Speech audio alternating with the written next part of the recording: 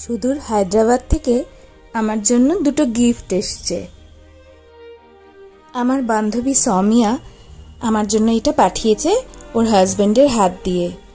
ওরা এখন হায়দ্রাবাদে থাকে। আগে ওরা আমারই ফ্ল্যাটের ওপরের ফ্ল্যাটটাতে থাকতো।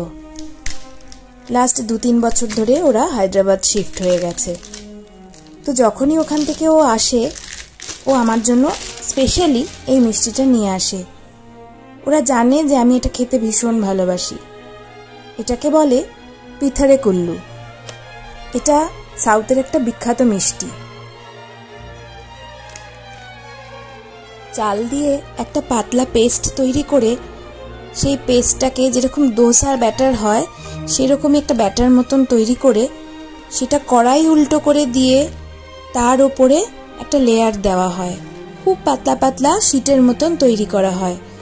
সেই শীটগুলোর মধ্যে ভেতরে স্টাফিং চিনি বা গুড় দিয়ে, ড্রাই ফ্রুট দিয়ে বিভিন্ন রকম স্টাফিং হয় এই মিষ্টিগুলোতে।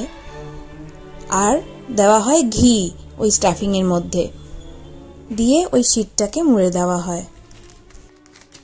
এটার মধ্যে মিষ্টত্ব একটু বেশিই থাকে। যারা মিষ্টি খেতে ভালোবাসে তাদের এটা ভালোই লাগবে। আমার তো ভীষণ ভালো লাগে। আর এই দেখুন আরও একটা গিফট আমার জন্য। ও অনেক দিন আগে থেকে একটা শাড়ি কিনে রেখেছিল। আশা হচ্ছিল না বলে ও পাঠাতে পারেনি।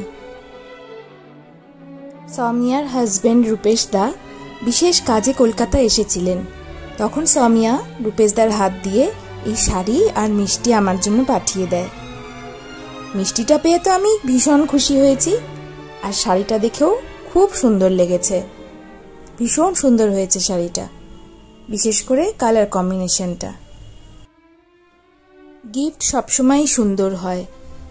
আমাকে ভালোবেসে আমাকে মনে করে যখন কেউ কোনো কিছু পাঠায়, সবসময় সেটা আমার কাছে ভীষণ ভীষণ প্রিয় হয়। কারণ ওইটার মধ্যে তাদের ভালোবাসা জড়িয়ে থাকে। তারা আমার কথা ভেবে সেই জিনিসটা আমার জন্য কিনেছে, আমাকে পাঠিয়েছে। এই ভালোবাসাটাই গিফটের মধ্যে জড়িয়ে থাকে।